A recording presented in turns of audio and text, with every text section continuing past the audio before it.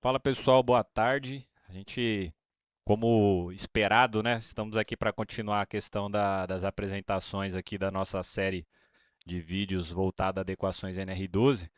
A gente vai fazer diferente essa semana aqui. Na segunda vai sair o episódio normal, que é a sequência, né? Que a gente até comentou no vídeo anterior, referente a calandras.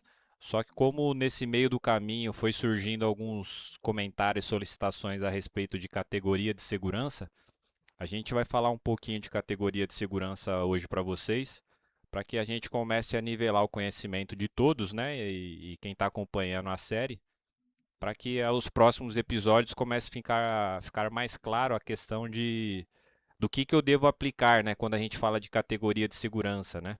Então vamos lá. Para quem não me conhece ainda, eu me chamo Clayton, represento aqui a Smart Safety Engenharia e Projetos, e a gente está com essa nova empreitada aqui de trazer para vocês semanalmente um episódio novo referente a adequações de máquinas, tá? Então vamos, para não se estender muito, vamos ao que de fato interessa. Bom, categoria de segurança na NR12, né? O que seria a categoria de segurança na NR12, o porquê que ela existe e o que ela acaba ajudando, né, na hora de fazer uma adequação. Basicamente aqui, se a gente for pegar a categoria de segurança, né, como que eu estou trazendo para vocês nesse slide, a gente tem dividido ela em cinco camadas, né? Seria a categoria B, categoria 1, 2, 3 e 4, tá? Aqui é importante a gente ter em mente que categoria de segurança, né, como até eu trago no texto aqui, categoria de segurança não é chute, tá? Não é o que o Cleito quer, o que você quer realizar em campo, né? Assim como adequações de máquinas que eu comentei nos vídeos anteriores. Categoria de segurança, você tem uma arquitetura nela, né? É o que valida a utilização dela, né? Então vamos lá. Por que esse tema, né, ela decide o sucesso da adequação, né? Basicamente, a gente tem aqui, eu deixei dividido o que a gente tem em jogo, né? O que mais é comum acontecer em questão de confusão, né? A confusão que se tem o do que e como se utilizar essa categoria de segurança, tá? Basicamente é o básico do que a gente vem falando dos outros vídeos, que está envolvido o quê? Integridade física de um ser humano, de um operador. Tanto setup e também manutenção, porque envolve operação desde troca de ferramentas quanto parada para você fazer algum ajuste. Então, a importância da categoria de segurança aplicada vai trazer tudo isso e coloca isso em jogo, né? Tanto a conformidade técnica, né, que você tem que atender o que pede a norma, e questão de falhas, né? O equipamento, até onde ele pode falhar para que você mantenha o seguro, tá? E aí, aqui eu trago também para vocês essa questão a confusão mais comum, né? Que é basicamente trocar componente de segurança por arquitetura de segurança. Componente de segurança é uma coisa, um relé é uma coisa, um contator é uma coisa, um botão de emergência é uma coisa. A arquitetura disso, como você monta todo esse conjunto, é o que determina se ele é seguro ou não, né? Porque às vezes acontece muito, quando se fala em categoria de segurança, mas eu estou usando determinado componente. Não, tudo bem, o componente é esse, mas qual que é a estrutura que você montou para essa lógica, tá? E aqui a questão de entender sempre, né, o que a gente gosta de frisar bem, que a NR12 não é apenas proteção, a NR12 não é apenas componente de segurança, a NR12 ela é um conjunto, e ela é um conjunto no qual, se todas as partes se conversam, você tem um equipamento seguro. Se isso não ocorre, você pode ter uma falha na sua segurança, tá? Bom, a base normativa que traz para a gente aqui de forma resumida, nada mais é do que a 12, né? Dentro da NR12, se vocês puxarem lá, se forem nesses itens, vai ter lá 12.1.9, né? O sistema de segurança nas zonas de perigo devem considerar máquinas, processo, apreciação de risco e estado da técnica. Isso se a gente pegar, a gente falou bastante nos vídeos anteriores, né? Inclusive estado da técnica aqui quando você pega equipamentos mais antigos. Aí a gente tem aqui também a 12.1.11, né? Máquinas fabricadas conforme a ISO 13849, né? Tanto a parte 1 e 2 da norma, são consideradas conformes na parte de sistema de comando relacionados à segurança. Aí a gente tem aqui também, dentro das bases normativas, a 12.5.5, aonde diz que o sistema de segurança e comandos deve manter o estado seguro, mesmo com flutuação, corte e retorno de energia. Daqui a pouco eu vou trazer um dos nossos especialistas aqui em elétrica que vai falar um pouquinho a respeito disso. Eu até comentei no vídeo anterior a questão dessa retorno de energia aqui, né? Quando não adianta você ter um equipamento e falar que ele está seguro, de repente caiu a energia, a hora que volta ele parte do mesmo ponto, né? Então, basicamente esse trecho da norma cita isso. Aqui a gente tem a 12.5.6, né? E a 12.5.9, que aí envolve a questão de proteções móveis, intertravamentos, bloqueios e proteções de transmissões devem ser escolhidos conforme o risco e a necessidade de acesso. Isso a gente vem comentando desde o primeiro vídeo do episódio, que não é simplesmente eu fechar o local. Eu preciso entender o que aquele local oferece de risco, entender qual a minha necessidade de acessar aquele local. Com base nisso, aí eu vou projetar a minha parte estrutural e também projetar a minha parte de segurança, a parte safety, que aí entra a cereja do bolo desse episódio de hoje, que é a questão de segurança, de categoria de segurança, né? Bom, basicamente, vamos lá. O que é os conceitos, né, que precisam ser bem claros nesse ponto quando a gente vai falar de categoria de segurança? O que é a função de segurança? Aqui eu até deixei aqui, eu vou até ler para vocês para ficar mais fácil, tá? A gente está tão acostumado aí falando que a gente vai falando e até esquece dos slides às vezes, né? Por estar tão na nossa rotina, mas vamos acompanhar aqui que fica até mais fácil o entendimento. Ação de segurança é uma ação cujo mau funcionamento aumenta o risco. Exemplo, parar a máquina ao abrir a proteção. Isso é uma função de segurança. O SRP, né? São partes dos sistemas de comandos relacionados à segurança, sensores, lógica, atuadores e função de segurança. Aí aqui vem o que a gente vai falar hoje e abordar. Categoria de segurança, né? Que é a arquitetura e resistência a defeitos do circuito. E isso vai aumentando gradativamente de acordo com a aplicação. Ou B, ou 1, ou 2, ou 3, ou 4. Tá? E aí aqui a gente tem a Performance Level, né, o PL, o PLR, que é o desempenho alcançado e o desempenho requerido pela apreciação de risco.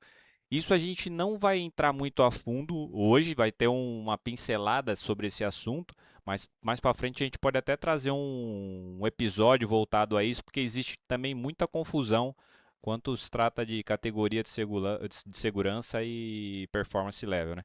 E o MTTFD, né, que nada mais é do que a confiabilidade dos componentes e a cobertura dos diagnósticos de proteção contra falhas e causas comuns.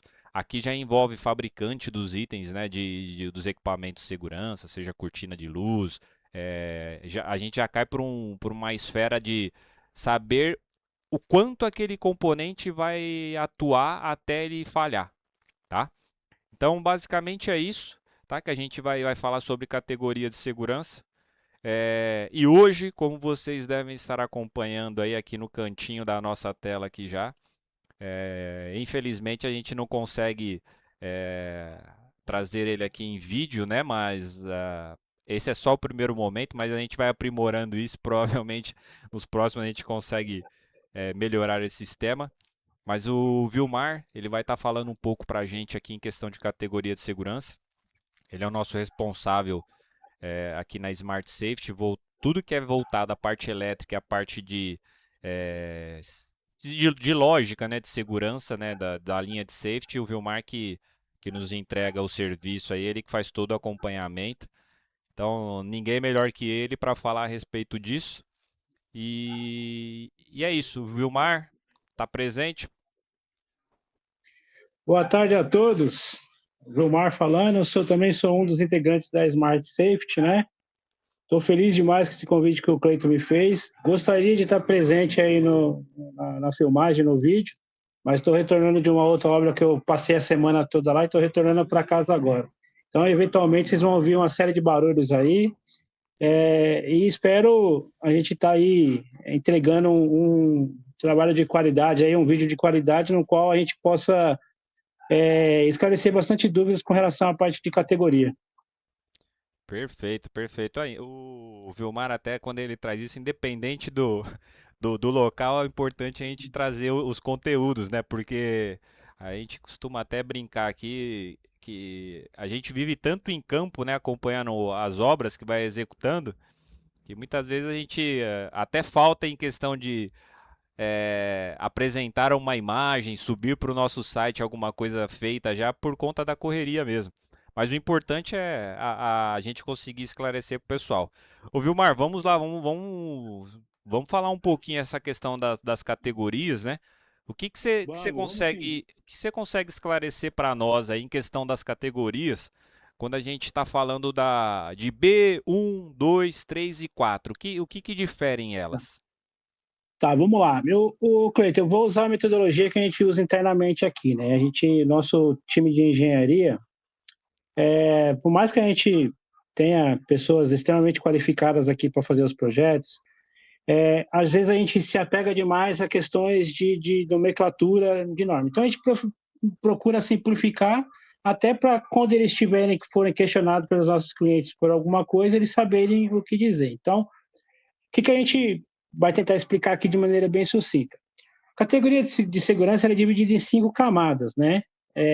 Desde uma camada mais superficial, que seria a B, uma categoria ali mais leve, vamos dizer assim, até uma camada mais profunda, que seria a categoria 4, na qual ela não permite nenhum tipo de acúmulo de falha, nada do tipo, ela é muito mais robusta, né? Então, nesse inteirinho aqui, a gente vai passar por todas elas, tentar dar uma explicação de maneira que fique clara para todo mundo com relação a cada uma delas, né?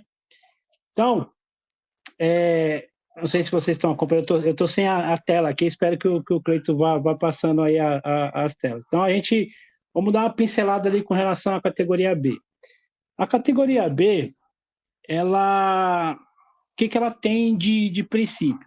Ela procura ser o mais simples possível.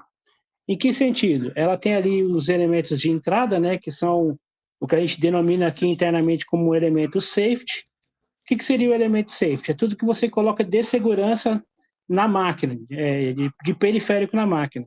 Isso pode ser chaves de intertravamento, pode ser sensores magnéticos, pode ser botões de emergência, pode ser cortina de luz, pode ser chave de bloqueio, enfim, tudo que faça parte do sistema de segurança, a gente chama ali de entrada de segurança quando a gente fala de categorias, né? Mas só para ficar tudo claro para todo mundo, a gente chama de elementos de safety, tá? Então, na categoria B, a gente tem esses elementos que fazem ali o monitoramento. Vamos tratar especificamente de um botão de emergência, né? Como é uma camada mais simples, ela trabalha com um único canal, de maneira bem sucinta. Então, esse botão de emergência, ele permite que o contator, que seria o elemento de corte, né, o corte de energia desta máquina, que ele funcione, né? E o contator, por sua vez, é o que faz a máquina funcionar. Isso seja um motor, seja um atuador, seja uma válvula, ou o que seja. Então, esses 3 caras, eles trabalham. Qual que é o princípio básico da categoria B? Na questão da arquitetura. Ela vai permitir que o sistema continue funcionando mesmo em falha. Por isso que ela é uma camada muito superficial, né? Muito, muito superficial. Então, por exemplo, se o botão de emergência tiver alguma falha com relação ao contato, você ainda vai conseguir partir o contator. Se os polos de potência do contator, se porventura um deles colar, você vai também ter o fechamento do motor. Então, a categoria B é quando você atinge um certo nível que, mesmo nessa falha, não ofereça risco ao operador. Normalmente são sistemas com pouca intervenção humana, sabe? Com pouca interação do operador, ou é um sistema que ele funciona basicamente, praticamente sozinho o tempo todo, então a gente atinge esse tipo de categoria. Um E outro ponto aqui, importante que a gente... ô, Vilmar, Diga, pode falar, Cleiton. desculpa te cortar. Aqui também entra a questão da gravidade, né? Quando você fala das gravidades Isso, envolvidas ali do risco, né? Não exatamente, adianta. exatamente. É mais ou menos assim. Eu tenho um equipamento que se eu me lesionar nele vai ser um arranhão na minha unha. Não adianta eu colocar a Isso, categoria 4 para eu fazer atender e falar que o meu equipamento é seguro, se a gravidade dessa minha lesão ela é muito baixa, né? Então tem tudo exatamente. isso envolvido, né? Exatamente. É o que a gente costuma tratar aqui internamente, que é você está tendo um canhão para matar a formiguinha, Isso, entendeu? exatamente. Se você tem um sistema no qual o risco, né, o que pode vir a ocasionar de dano para o operador é um arranhão, uma lesão leve, né, que não vai comprometer, não adianta você colocar um sistema muito robusto para aquilo, porque o seu próprio projeto vai ficar muito caro e vai ficar inviável para você aplicar isso, tá? Aí, um ponto importante com relação à categoria B, Cleiton, que às vezes ela passa praticamente desapercebida, assim, eu vejo muita gente fazendo confusão com a categoria 1, e é por isso que é importante ela ser dito. Na categoria B, você pode aplicar componentes que não necessariamente tenham sido testados e fabricados para aquilo.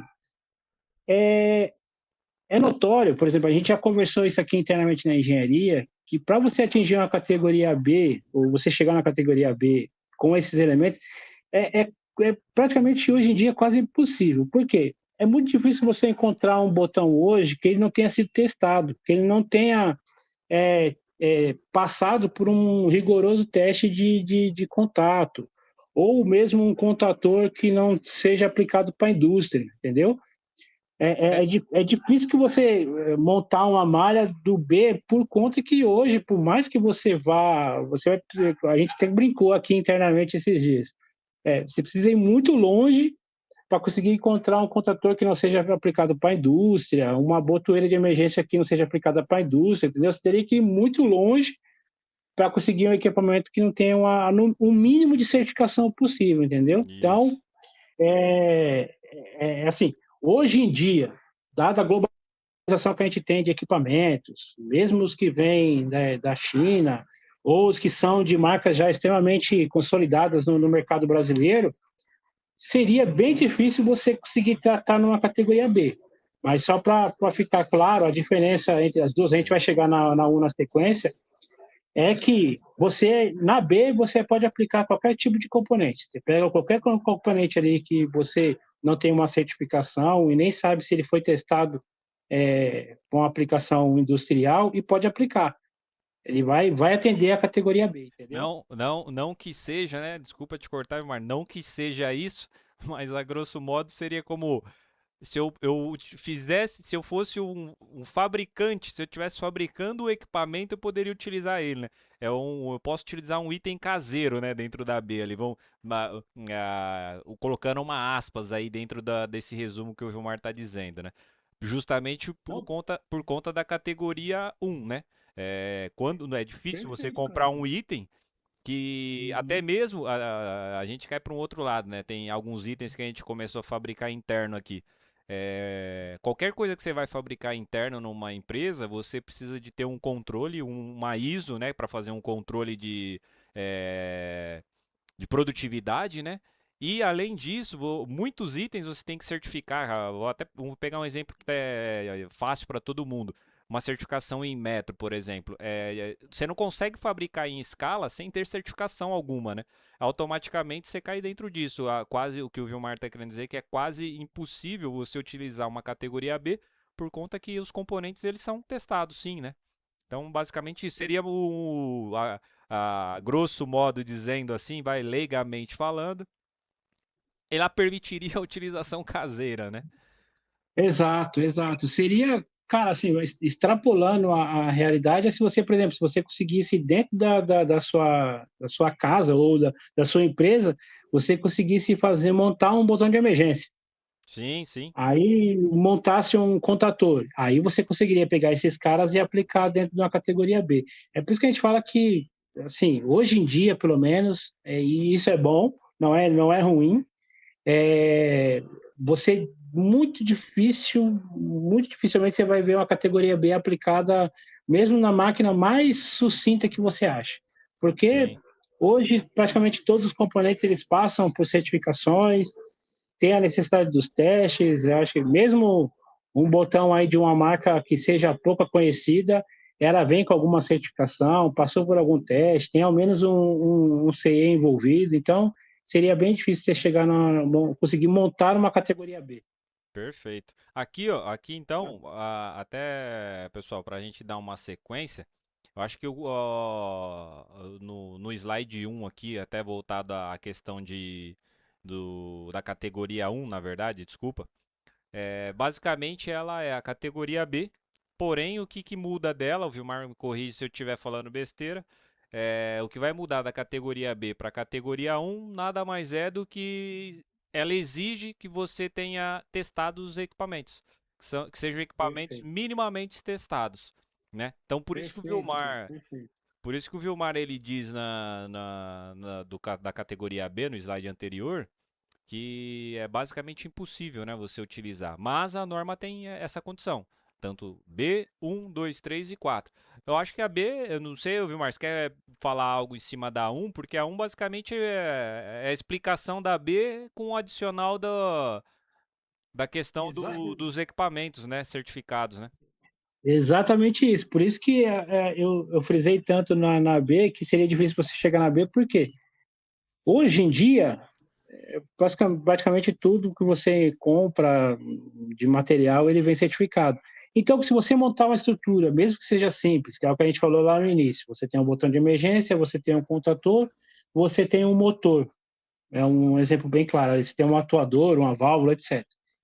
Se você tiver todos esses e todos esses forem certificados e tenham passado por algum teste que comprova que ele pode ser utilizado na indústria, já é categoria um, entendeu? Sim, Então, sim.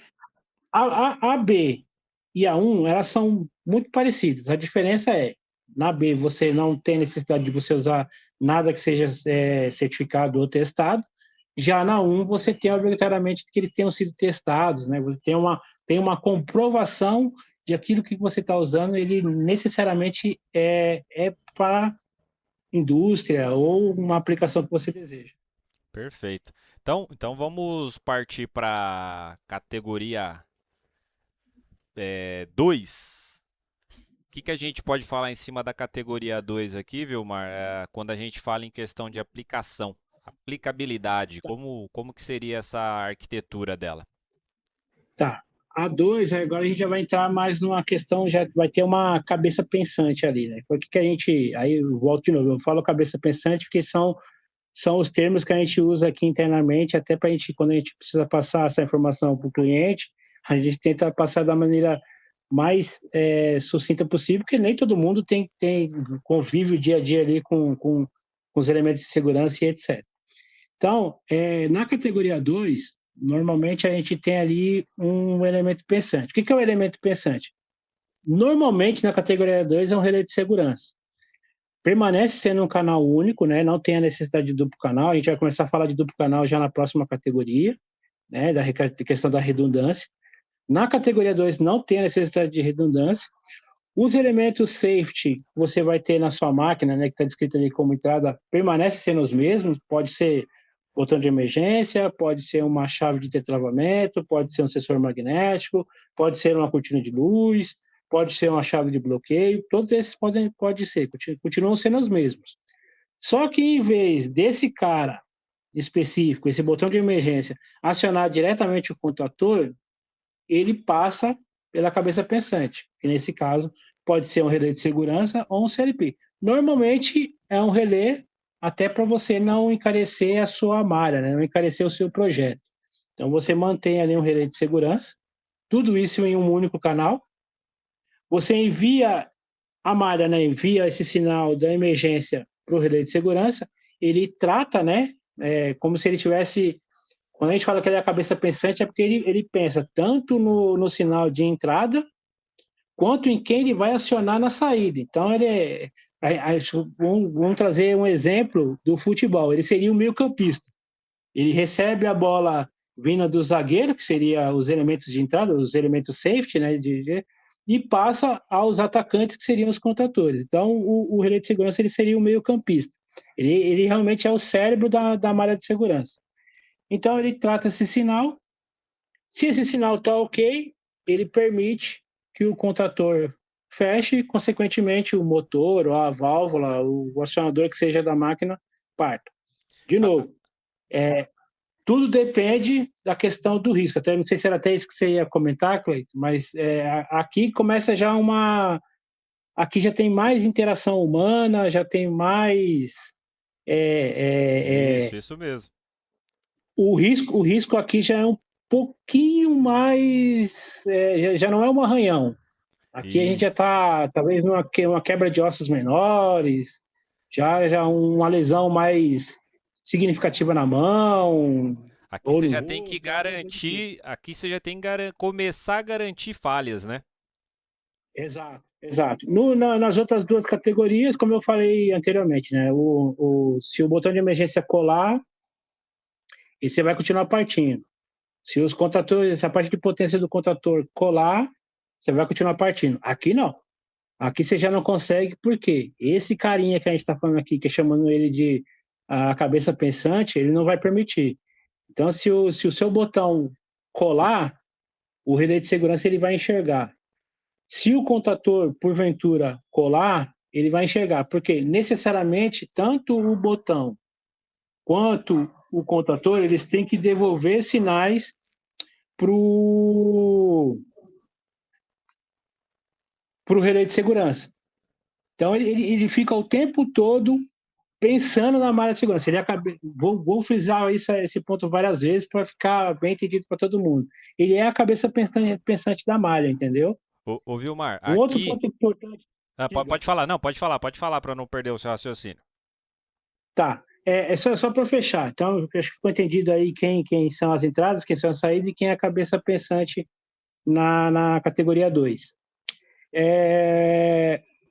Ponto importante. Quando a gente aplica essa categoria, obrigatoriamente, toda vez que eu for fazer o start dessa máquina, eu tenho que testar todos os elementos. Era isso aí que eu ia comentar. Essa parte é importante porque, como a gente não tem a redundância, então a gente está partindo de um canal só. Então, por ser um canal só, vamos dizer assim, de maneira grosseira, a redundância seria o teste. Entendeu? Exato. Então, toda vez que a gente vai partir essa máquina, a gente precisa necessariamente, vamos supor que a gente tivesse em uma determinada máquina, a gente tem uma porta monitorada e tem um botão de emergência. Então, vamos lá, você vai iniciar, tem que ter um checklist, obrigatoriamente tem que ter um checklist lá, no qual o operador vai pegar essa ficha e vai ver lá, no dia 28/8/2026, o botão de emergência tag tal foi testado, aí ele vai dar um check.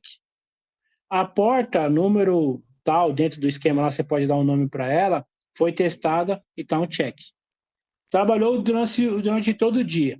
Trocou o turno para o turno da noite. Novamente, o operador que vem tem que fazer a mesma coisa. Então, obrigatoriamente, quando a gente tem... É obrigatório, não é opcional, tá? Isso Categoria mesmo, 2, você tem que colocar como aplicação um checklist de todos os elementos de segurança, para garantir que a malha vai estar sempre ok. Isso. Por quê? Isso aí é para que não ocorra o acidente, né? Que é o que você falou da Exato. redundância, né? Não Isso. adianta você ficar trabalhando com a máquina, desligou ela, vou trabalhar no dia seguinte. Eu só ligar ela e confiar que o sistema está seguro. Eu tenho que fazer esse check aí, que seria a redundância, né? Exatamente, exatamente. Pode acontecer, vamos partir de um pressuposto que o contator já estava no final de uma vida e o contato dele colou, certo? Então você vem, faz o teste. Quando você fizer o teste, é a redundância. Você vai estar seguro de que você não vai partir uma máquina que pode te oferecer risco. Exatamente. Tá? Perfeito. Essa parte a gente gosta de frisar porque assim Quando você monta uma arquitetura dessa, normalmente o custo fica mais baixo, porque você está trabalhando com um canal único, está trabalhando Sim, com um sim. relé, não tem dois contadores, então o custo ele fica mais baixo. Aí todo mundo acha, não, então é só aplicar isso aqui e acabou. Não, tem a questão de teste, porque se você tiverem vários botões, o operador obrigatoriamente tem que testar todos, tem que testar Isso. todas as portas, tudo. Ô, Vilmar, até legal isso em cima do que você falou aí, que é para deixar claro para quem está acompanhando que quando você está numa categoria 2, por mais que ela seja um pouco mais em conta a questão de adequação, tem que ter o entendimento que essa checagem que tem que ser feita sempre antes da utilização, ela é obrigatória, como você falou, porque se qualquer coisa der errado, acontecer um acidente, o que vai dar um respaldo para você perante ao juiz ali, vamos dizer assim, é o fato desse checklist existir.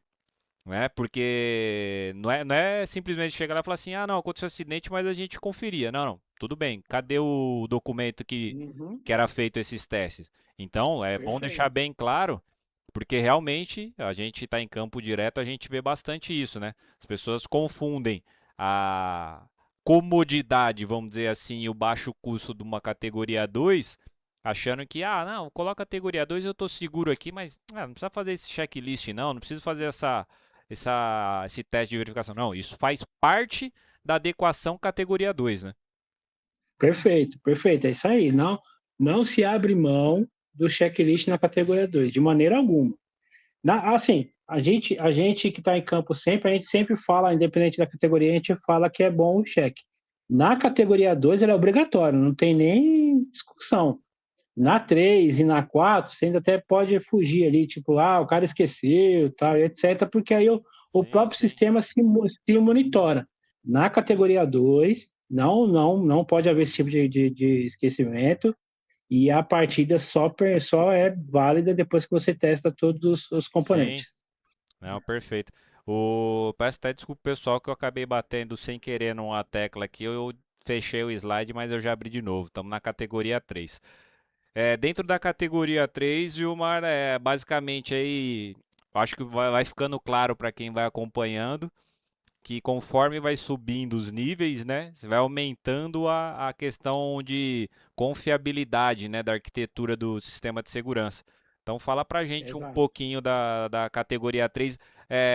Eu não sei se é viável trazer dessa forma, o que acrescentaria da 2 para 3, da 3 para 4 depois na sequência, né? Eu acho que não sei se é Tá. mais fácil assim. Sim, a lógica é exatamente essa, Cleiton. Perfeito. Essa observação sua foi perfeita. O que a gente acrescenta da 2 para 3? Primeiro, é o duplo canal. Então, ali a gente estava trabalhando com um botão de emergência que só tinha um canal só tinha um bloquinho de contato, ele passa a ter dois. O outro elemento de segurança, uma chave de tetravamento, um sensor magnético ou uma chave de bloqueio, tem que ter dois. A cortina, normalmente, ela já vem com dois de fábrica, né? Mas você tem que passar a usar o dois. A cabeça pensante permanece sendo o mesmo, aí nesse caso já pode ser, dependendo da quantidade de elementos que você tem montado na máquina, né? Por exemplo, você tem muitos botões, muitas chaves, muitas chave de bloqueio, muitas cortinas, aí nesse caso não adianta você colocar uma série de relés de segurança, é melhor você colocar um CLP que você consegue unir todas essas informações nele, né? Até seu projeto como um todo vai ficar mais barato. Mas voltando, então a cabeça pensante mantém, então você tem duplo canal na entrada. A cabeça pensante, então ela vai observar os dois canais, de todos os elementos que você está enviando para ela, ele vai monitorar. E, consequentemente, a saída passa a ter o acréscimo de mais um contador, então, ou seja, a gente tem mais uma redundância, e o sinal que sai da cabeça pensante, do relé de segurança, para os contadores, também é duplo canal. Inclusive aqui, Cleito, é bom a gente comentar que eu vejo bastante confusão aqui. Eu falo isso porque, assim, nosso pessoal aqui, alguns quando chegam, eles têm o costume de usar apenas uma saída do relé de segurança com a afirmação que internamente no relé de segurança ele já tem duplo canal. A gente, como Smart Safe, né, como a gente ali já tem algumas certificações internacionais e etc e tal, a gente procura dizer o seguinte, cara, tudo bem, o relé de segurança ele realmente tem duplo canal, mas a saída para o elemento, né, para o contator, também tem que ser duplo canal. Então, ou seja, eu tenho que sair com duas saídas do contator para acionar ele, entendeu? Isso aqui uma informação importante que muitas vezes a gente pega em validações aonde o cara usou um relé de segurança, mas na hora de acionar os contatores ele usou uma saída só. Ele usou uma saída para acionar os dois contatores. Não, isso não é permitido na categoria 3. Você tem que obrigatoriamente sair com Sai uma com. saída para cada contator, tá? Perfeito. Perfeito. Aqui quando eu acho que o pessoal vai ficando. É legal, né? Quando você vai pegando uma sequência da B para 4 aí, que dá para você ir entendendo as diferenças, né? De forma simples, né? Quando a gente cai na categoria 3 aqui, já pegando a questão um pouco dos riscos, aqui cai dentro do que eu falei já nos vídeos anteriores. Isso aqui você começa já a aplicar em prensas e similares, Uhum. guilhotinas, máquinas com gravidades, né, maiores, né? Por quê? Sim, sim. O sistema ele começa a fugir, começa não, ele já sai da mão do controle de um operador, de um humano, né? Vamos dizer assim. Aqui, Uhum. aquele checklist que é feito na categoria 2, ele já não existe mais. Aqui o Não, checklist é do próprio sistema, né? Da própria arquitetura. Por isso que lá no começo a gente exato, fala, né? Não confundir categoria de segurança com arquitetura de segurança, né? Porque não adianta exato. você determinar a categoria ou componente de segurança, na verdade, né? Uhum. Sendo que você não tem uma arquitetura bem montada, que cai no que você acabou de falar, da utilização de uma saída só do canal, quanto na verdade a utilização é duas. Você vê, tecnicamente, componentes estão todos ok, certo? Componentes estão tudo Uhum. ok. Botão, chave, cortina, o relé, os contadores. Só que a arquitetura, nesse caso que você trouxe, né, desse exemplo anterior, ela já está errada, né? Então Uhum. é essa a importância de entender que os componentes de segurança é diferente da arquitetura de segurança, que cai dentro do que você falou que realmente eu não sou o envolvido direto na área, mas a gente conhece um pouco, né? Pelo tempo que a gente está trabalhando. Mas realmente quando você traz não só pessoas que começam a trabalhar com a gente, mas até em clientes, né? Quando a gente vai, às vezes tem essa discussão, né? Ah, o Vilmar levanta essa Uhum. condição, ó, mas aqui tá. Não, mas ele já tem dupla. E aí, ainda bem que é fácil de se explicar, né? Porque tá bem claro na Exato. norma, né? Daqui dá pra Uhum. gente partir para 4 ou precisa de algum adendo aqui na categoria 3? Não, o único adendo que eu faria aqui, a gente já meio que pincelou, é que o sistema ele se automonitora, né? O tempo todo ele está ali, a cabeça pensante ele fica olhando tanto a entrada quanto a saída, e havendo uma falha em qualquer um desses caras, seja na saída, seja na entrada, esse cara vai trazer a máquina para uma situação segura, né? E obrigatoriamente para você partir novamente, você tem a questão do rearme do sistema, no caso, uma bateria de emergência tem um rearme físico dela, e tem também uma rearme da parte, vamos dizer assim, de lógica, né? Que seria Sim.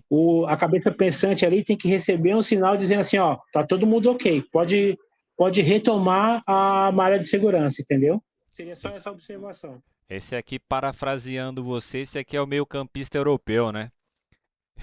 É mais ou menos Esse isso, aqui cara. já é o É mais ou meio-campista menos isso. que entrega, né? Entrega com qualidade as informações, né? Ou Exato. trazendo pro meio do futebol, ele é o que faz a bola chegar com qualidade, né? Tanto para um lado quanto para o outro, né? Exato. Eu vou ainda te dar um exemplo maior ainda. Eu sou muito fã de um jogador alemão, o Tony Kroos. Eu diria que essa cabeça pensante que seria o Tony Kroos, cara. Ele Entendeu? é daí para cima mesmo, porque É fora daí isso pra não. cima. É exatamente. Mas vamos lá. Chegando categoria 4, a queridinha de muitos, né, meu Marco? A queridinha e o terror de muitos. Infelizmente, pessoal, a gente brinca com isso, né? Até para deixar um pouco mais leve os vídeos. Mas quando a gente cai para adequações de máquinas, infelizmente existe uma cultura muito errada de tudo que envolve adequação de máquina, o cara, vou chamar de o cara com todo respeito, né? Mas o profissional ali que está envolvido, né? Principalmente fazer uma apreciação de risco, ele bate um olho, vê que tem um corte, um esmagamento, ele já fala, ih, é categoria 4. Muitas vezes, infelizmente, ele nem sabe o que é a categoria 4 que vai entregar, igual eu já trouxe nos vídeos anteriores, questão de equipamentos que não suporta aquele tipo de categoria e não suporta aquele tipo de solução, né? Então, Uhum. infelizmente, a categoria 4 é o queridinho é a queridinha do pessoal que acha mais prático exagerar do que fazer da forma correta e com qualidade, né? Exato. Aí é aquela questão que a gente sempre discute aqui internamente, né? O cara, aqui literalmente quando ele pega a categoria 4, ele realmente não usou nenhum canhão, ele usou uma bazuca, uma bomba atômica para matar uma formiguinha Matar a azul. formiguinha, né? Exatamente. É, Pior que acontece com frequência. Mas dentro da bem assim. categoria 4 para a categoria 3, o que que a gente tem de diferença aí, Vilmar, nessa questão? Ok, foi bem observado. Uma coisa que eu acabei não comentando na 3 é que assim, eu peguei o exemplo do CLP de segurança, mas vamos supor que a gente estivesse explicando com relés de segurança, você tem que agrupar, tá? Na categoria 3 você precisa necessariamente agrupar. Por exemplo, se você tem vários botões de emergência, esses botões de emergência vão ficar em um relé de segurança específico. As chaves de intertravamento vão ficar em outro. E assim sucessivamente. Quanto mais elementos safety você tem instalado na máquina, você agrupa eles por categoria, vamos dizer assim. Né? Entendi. Categoria não seria o termo, até para não confundir. Mas, enfim, eles são similares, vamos dizer assim. Os botões de emergência ficam num relé de segurança, sensores ficam em outro. Tá? Sim, sim. Eu me lembrei agora com relação à categoria 3. Trazendo para 4, o que acontece? A gente não pode, na categoria 4, agrupar esses caras. Então, a gente tem que tratar individualmente cada sinal. Então, por exemplo, se eu tenho 2 botões de emergência, cada botão de emergência tem que ser monitorado por um contator, por um relé de segurança. Se eu tenho 2 sensores magnéticos, cada sensor magnético ele tem que ser monitorado por um relé de segurança.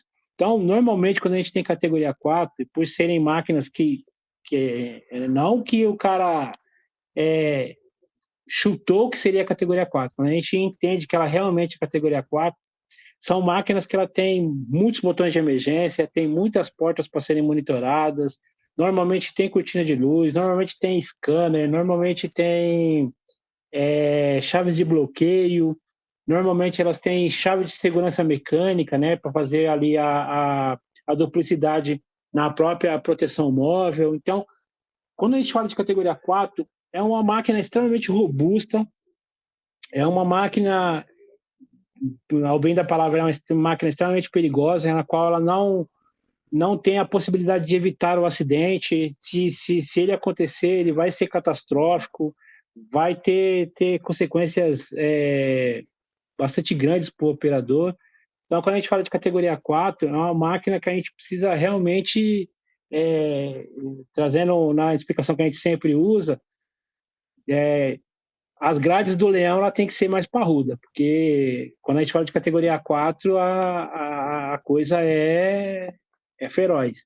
Então, A- Aqui, obrigatoriamente você tem que monitorar. Pode falar, Cleiton. não, pode falar. Às vezes você vai responder o que eu ia te perguntar. Então, obrigatoriamente a gente tem que monitorar individualmente, porque a gente não, a categoria 4 ela não permite falhas. Então, por exemplo, quando você coloca botões de segurança em série, na categoria 3, em algum determinado momento, se você acumular uma série de falhas, a própria malha ainda permite que funcione. Você acumular uma série. Como a gente monitora individualmente na categoria 4, não permite. Na hora que esse botão de emergência falhar, ou esse contator em específico falhar, realmente vai trazer para uma situação segura. Ah, perfeito. Eu acho que o resumo das categorias, eu acho que deu para deixar bem claro a diferença entre elas, né? O que cada uma faz e o porquê que vai aumentando, né, o grau de segurança, né? Que foi igual a gente comentou no início. Isso está voltado desde a da gravidade, né, da lesão e o risco que esse equipamento te traz, né? Se você não tem contato nenhum, não tem acesso, não, tudo bem, ele é uma prensa, ele faz, mas tá, eu não tenho acesso, é tudo robotizado, o que seja, ou eu alimento de um lado e fico só esperando o material sair do outro, não faz sentido eu colocar uma categoria 4 num item que ele não, de fato, ele não precisa daquilo, né? Não é Uhum, aquilo que vai deixar ele mais ou menos seguro, né? Então, acho que uhum, categoria de segurança a gente tem que ter muito cuidado quando aplica ela, principalmente na execução da apreciação de risco, porque é nela que se determina, né, a categoria que vai se exato. utilizar, justamente Uhum, para a gente não ter as surpresas que a gente, infelizmente, tem em campo aí com bastante frequência, uhum, de determinarem nas apreciações de riscos categorias que às vezes nem dá para você atingir com o equipamento que se tem e também você às vezes inviabiliza os custos, né? Aí exato. o cliente, aconteceu já casos aqui para gente do cliente evitar de adequar o equipamento, por mais que ele estivesse dentro de um risco alto, achando que aquele equipamento, ou melhor, achando não, já tendo orçado aquele equipamento e os valores estarem extremamente altos. Então ele opta por adequar a máquinas menores, achando, não, mas a apreciação disso que eu tenho aqui é categoria 4, eu já levei para o mercado para orçar tudo isso e o valor que está dando é mais caro que a máquina. Aí a hora que você vai olhar, a máquina dele comporta no máximo 3, né? Até Exato. categoria 2 você consegue aplicar. Mas por quê? Ele está preso numa apreciação de risco mal feita que realmente quem for orçar para ele vai orçar com essa questão das redundâncias, né? E aqui a gente está falando de botão que tem um relé dedicado, de sensores que tem a sua lógica de segurança também dedicada, do contator. Então, não precisa ser muito genial para entender que o custo vai ficar muito mais caro, né? Então, Exato. basicamente é isso, né? Ter esse entendimento. Aqui, Vilmar, Exato. eu trouxe também aqui, aproveitar que você está com a gente aí, eu trouxe aqui para o pessoal também estar acompanhando a questão da categoria e performance level, né? Uhum, Porque se confunde muito, né? Inclusive a gente já pegou isso em apreciação de risco, né? exato. O que que tem a ver categoria e performance level? Ah, estou utilizando performance level, estou utilizando a categoria de segurança nas apreciações de risco. E basicamente Uhum. aqui são itens que se conversam, mas são distintos, né, em questão de aplicação, né? Exato, exato. É tanto que começa a partir do número da norma, né? Quando a gente fala de categoria de segurança, a gente está falando da NBR 14153, e quando a gente fala de performance level, a gente está falando da NBR IEC 13849-1 e -2, salvo engano, se eu estiver falando alguma numeração errada. Então, assim, quando você olha para as duas, elas são muito parecidas, até a própria matriz das duas são muito parecidas, mas cada uma trata de um assunto diferente. Um é Uma fala da estrutura, questão da arquitetura, isso. isso, de arquitetura, né, que seria a categoria, ela trata da arquitetura da parte de segurança, e a outra trata da questão do quanto os elementos que você está colocando nessa arquitetura suportam trabalhar sob estresse, sobre acionamento frequente.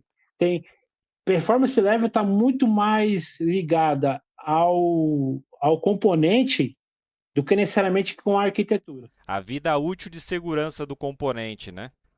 Exato, exato, exatamente Ó, isso. a Perfeito. categoria é uma coisa, você vai determinar o que que você vai fazer ali em questão de execução, né, de arquitetura de segurança, né? O Uhum. performance level já é o desempenho de cada componente daquele, né? Isso, isso. Até o cálculo é Vamos. diferente, tem uma série de diferenças entre as duas, assim.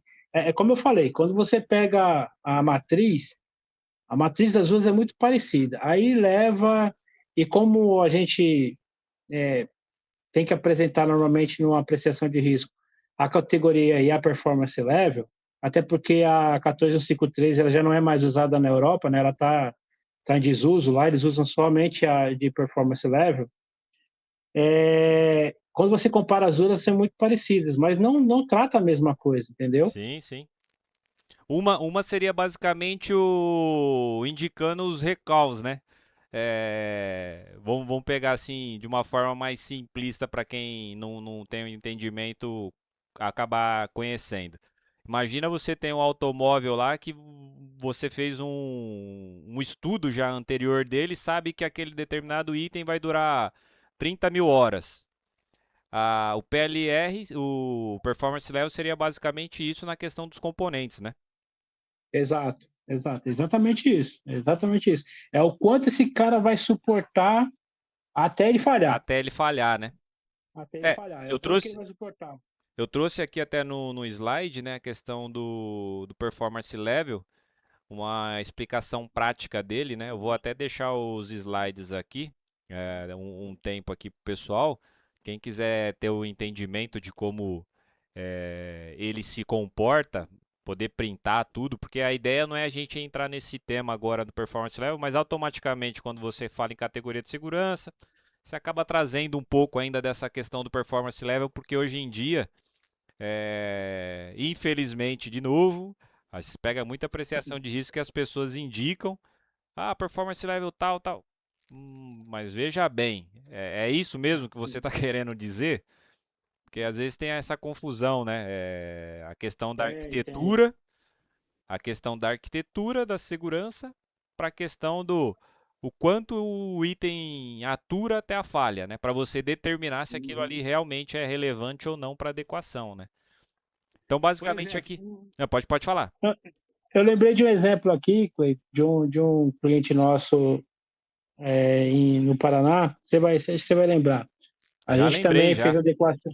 A gente fez adequação lá com relação a partir de uma apreciação que havia sido feita por um outro profissional da área, né? E lá ele pedia que a categoria deveria ser um nas bombas dos reatores, né? Deveria ser um, que o performance level D. Não consegue nem equiparar as coisas, entendeu? A performance era tão alta que não dava para a gente manter na categoria 1. Se a gente atendesse categoria Sim. 1, a gente não atenderia o performance level. Se a gente fosse atender o performance level, automaticamente a gente teria que subir a Some a categoria. Não sei se você categoria. lembra desse Eu assunto. lembro Uhum, sim. É mais ou menos pessoas que pegam, profissionais que pegam para executar uma apreciação de risco, sem o entendimento da norma, mas tá na moda, né? Eu ouvi dizer, ouviu superficialmente, não estuda a norma, né? Porque a norma tá para todo mundo, né? Você acessou ela aí em algum local, mesmo que você não compre ela, você às vezes consegue fazer a leitura no próprio site, né? uhum, E tá aí para todo mundo. Então, se você ler um pouquinho, é igual você falou, já não casa, né? Você tem meio que uma, um condicional parecido com a questão da distância segura de máquinas, né? Se você for pegar graficamente exato, falando, né? Quando você tem a exato. categoria, conforme você vai subindo, a outra vai esticando na horizontal, né? O performance level ele vai Uhum, A, B, C, D e E, né? É mais ou menos isso. uhum, Um acompanha o outro. Um moveu em X, o outro move em Y, e assim vai indo. Não tem exato, como exato. a categoria de segurança ser 1 e o performance level ser E, né? Não faz sentido, né? Não dá, não, Eu estou não no faz nível sentido. mais alto de performance level para atender uma categoria que o equipamento em si, a própria norma fala que ele tem que ser só testado, né? Então, Exato, exato. Não faz muito sentido. Mas, assim, de novo, eu acho legal assim tudo que a gente tem trazendo nesses vídeos, né? Hoje está mais para uma live do que necessariamente um vídeo. Que a gente está trazendo essas informações que a gente praticamente todo santo dia a gente tem aqui que lutar, tem que explicar de novo para o cliente e deixar bem claro que a gente não é o dono da razão, a gente, perfeito. né, muito, muito longe disso, para dizer a verdade. O que a gente tenta fazer todo santo dia é aplicar o que as normas pedem, seja a NR12, seja a 1453, seja de performance level, a gente só tenta aplicar elas. Por quê? porque a gente quer que o Parque Fabril do Brasil ele se torne seguro. Mas não é construindo um canhão para matar formiguinha que a gente vai deixar todo mundo seguro. Primeiro que a Isso. gente não vai ter verba para fazer isso, entendeu? A gente não vai ter nenhum cliente, por maior que seja a multinacional, etc. Quando ele se deparar com um projeto de NR12 que fica extremamente caro e um projeto de melhoria de produção dele, ele vai aplicar no projeto de produção, ele não vai aplicar no projeto de NR12. Então a Sim. gente tem que tomar o cuidado, e até, sei lá, não sei se serve de alerta, quem sou eu para estar tá dando alerta para alguém, né? Mas de ter esse cuidado na apreciação de risco, gastar ali um tempo estudando, né? Talvez procurar locais que te dão uma base boa para você elaborar uma apreciação de risco condizente com a máquina, né? Ter ali, não precisa ter na ponta da língua, mas ter uma ideia fina que são categorias, do que é performance level, Sim, para sim. para cada vez mais a gente ter essas apreciações de risco, né? Esse pontapé, ou o que a gente costuma dizer que é o norte da adequação, mais fiel à coisa, cara, porque a gente tem pego cada coisa hoje em dia que, olha, se a gente Não. seguisse a ferro e fogo que está sendo pedido aqui, sei lá se ainda teria a máquina adequada no Parque Fabril. Não é verdade. Mas então, basicamente, senhores, a questão da categoria de segurança que a gente queria trazer para vocês hoje era esse entendimento, né, para vocês conhecerem o que que é categoria de segurança, para que fique até melhor nos próximos vídeos, né, os demais episódios, para quando a gente falar em categoria de segurança, o que como deve ser aplicado, ter o entendimento, né? Por esse motivo a gente fez esse episódio especial, vamos dizer assim, né, no meio de um episódio e outro de máquina, justamente para a gente abordar essa questão de categoria, né? Para deixar bem claro o que que a categoria B precisa, o que que a categoria 1 precisa, 2, 3 e 4. E mostrar só essa pincelada, vamos dizer assim, né? Final sobre essa comparação em categoria de segurança e performance level, né? Que é um dos erros que mais comum que se tem hoje em dia, né? Então, é basicamente isso, né, que a gente tem que ter esse cuidado, né? E outro de máquina, justamente para a gente abordar essa questão de categoria, né? Para deixar bem claro o que que a categoria B precisa, o que que a categoria 1 precisa, 2, 3 e 4. E mostrar só essa pincelada, vamos dizer assim, né, final sobre essa comparação em categoria de segurança e performance level, né? Que é um dos erros que mais comum que se tem hoje em dia, né? Então, é basicamente isso, né, que a gente tem que ter esse cuidado, né? Eu diria que a questão da performance level, Cleito, ela tá tão. A gente vê tanto que ela só perde para a categoria 4. Sim, sim. A questão da performance level lá nas alturas, ela só tem perdido para máquinas que não precisam ser categoria 4 e são colocadas como categoria 4. Só um minuto, viu, Mar? Bom, então, basicamente o que a gente tem em questão de categoria de segurança é isso.